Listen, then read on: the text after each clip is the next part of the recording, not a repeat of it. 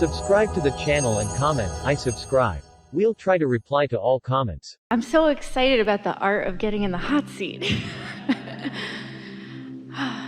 Okay, so one of the things I'd really love to get better at is step 4. Step 1 is ask. Contrast helps you. Step 2 is source answers. Step 3 is you get in the receiving mode. Step 4 is you're really good at being in the receiving mode. Funny that step 4 is just being good at step 3, but step 4 is just mastery of it. You care about feeling good and you're playing the satisfaction game. And then step 5 is really our favorite step. That's when you are back in a contrasting moment and you're still happy. The contrast isn't setting you off your game. You see it for what it is, the valuable thing that it is. Yeah. Okay, so then maybe it's more 4 to 5. So I've gotten fairly good at the first few steps a few days of the week. So there's 7 days a week, and don't pat yourself on the back too much. Step 1, that's a no-brainer. You can't get out of step 1. Life just happens and you launch rockets whether you want to or not. Step 2, we're doing. So the first 2 steps you get no credit whatsoever for. That's the universe, that's life coming at you. Step 3 is the first thing you got to do, and you know what it is? Be happy. We know it's a challenge. Feel good. And then you know what step 4 is? Like feeling good.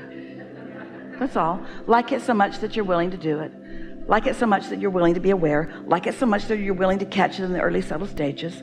Like it so much that you're willing to know when you are and know when you aren't. And you know, you're very smart that you want to weave 4 and 5 together, because step 5, which is being in step 1 and not being upset about it, that's really because you've mastered step 4, because you like so much feeling good you're not willing to beat up on yourself anymore. So life came at you and gave you more contrast. Does that make you bad? No, that makes you fulfilling your reason for being. You didn't say, I'll go forth and I'll rid the world of contrast, or I'll go forth and I'll be oblivious to contrast. You said, I'll go forth and I'll accept contrast as my friend. The other morning Esther woke up. We keep telling you, we wake her up. We feel happy about her life, so happy about her life that she goes, and then she looks at her clock and thinks, what the hell? It's still dark outside. Why am I awake? It's us. And the thought that's in her mind is she sees the infinity sign or the eternity sign, call it whatever you want.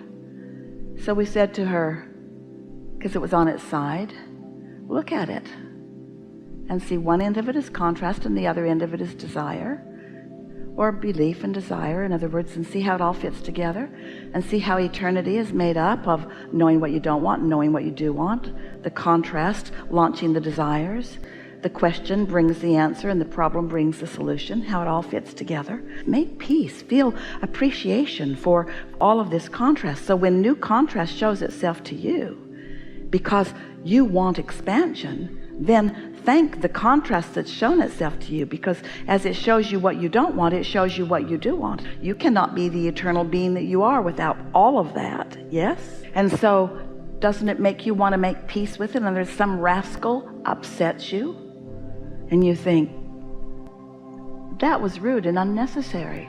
I don't like being upset. Or you could think, oh, you've just helped me launch another desire, another clarifying aspect to my expansion, which I must have because of all the things that I am. Eternal is the most significant. And without something that causes me to ask, then I would cease to be. And since I cannot cease to be, then thank you for the direction along the way. Thank you. Thank you for the focus. For the focus that I get to now define. Thank you for the question or the problem that is now causing me to focus in the direction of the answer or the solution. Thank you for producing more impetus for my life, which I love. That's step 5. Yahoo! Somebody to hate. for just a minute until I realize that's not who I am. So I got to work this out, because I hate you because of the way you're behaving. When I look at you, I feel hatred because of who you're being. And I also feel disembodied from who I really am. I also feel complete disconnection from the love that is me. So now I got some things to think about. My hatred of you, or the true love that is me. Which means I either got to get my attention off of you, or I got to find some things about you that I can appreciate. And as you find things to appreciate about the most egregious of beings, you come into true ownership of who you are, and the universe expands because you and they have helped you to focus into what is really wanted, you see. So, can you help me with a little more specifics on exactly that? yes. Okay, so I work out of the home 5 days a week, and that is where I'm able to flow fairly well. Then the other 2 days of the week I'm home. I have 2 beautiful children, and my elder son is on the severe end of the autism spectrum. So I already believe that we chose each other to expand and all of that, and I see the perfection in the situation. I know that this is for my benefit. When you step back far enough, you always see it. When you get up close to it, sometimes you forget. Yes. So being up close, and every day, every Monday through Thursday, I'm like, okay, tomorrow's Friday, and I'm gonna master this. And you just said to us that step 4 is what you're after. And so isn't it logical that you would live in a situation where the mastery of step 4 is being helped along by day-to-day experience? Okay, so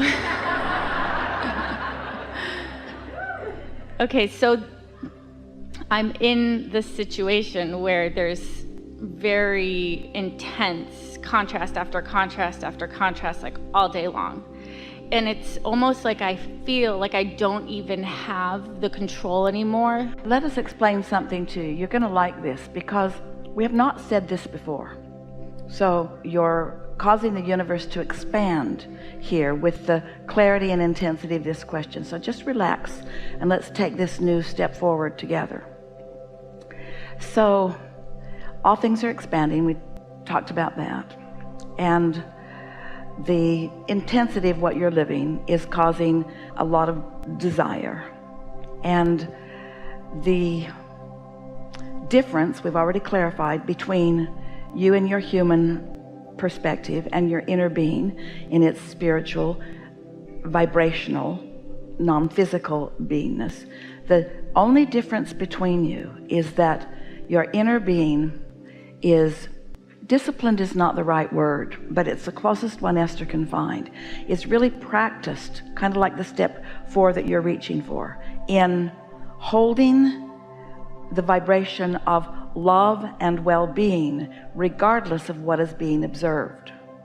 So the way that you and your inner being work so well together, each of you, is that you came where you can freak out, and in your freaking out launch new desires, and your inner being watches you come and freak out, but never freaks out and never loses connection with source. Does that make sense to you? So there's always this steady vibration of resources and of answers to questions and solutions to problems that is available to you. So you're discovering through what you call contrast improvements, and your inner being is taking the improvement and becoming the improvement and experiencing the positive evolution, which is what this well-being and goodness of the universe really is all about, as a result of what you're living. Now you might say, well, I don't like so much being the guinea pig that's out here in the trenches that's throwing the good stuff your way, inner being. And in a way, we can see why it might feel that way to you. But as you reach into these new places, you ask for new things, and your inner being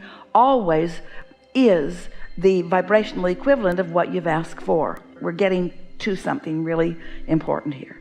Your inner being sees the contrast, but doesn't have the knee-jerk reaction to it, because your inner being is stable in its knowledge of goodness and well-being. Your inner being knows that there's no risk and knows that the well-being is dominant.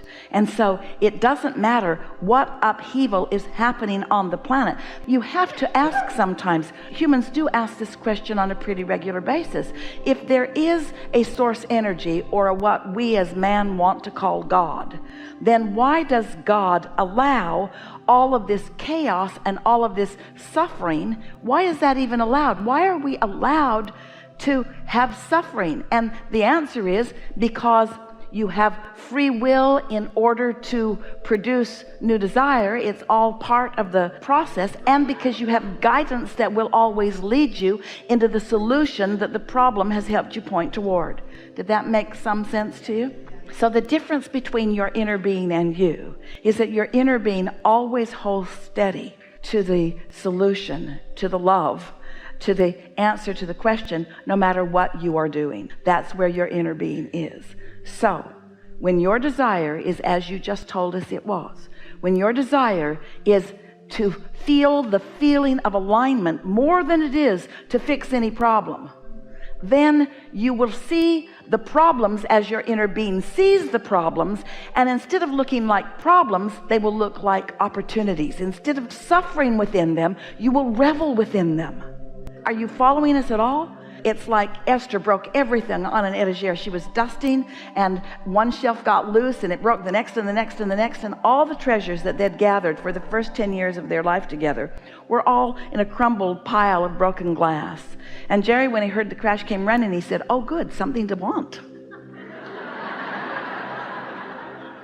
He saw no problem with a crumpled pile of glass, because it just meant there were a lot of empty shelves that could be filled with more treasures, and the fun of finding them is so delicious, you see. Helpful? Yes. Thank you. There we go.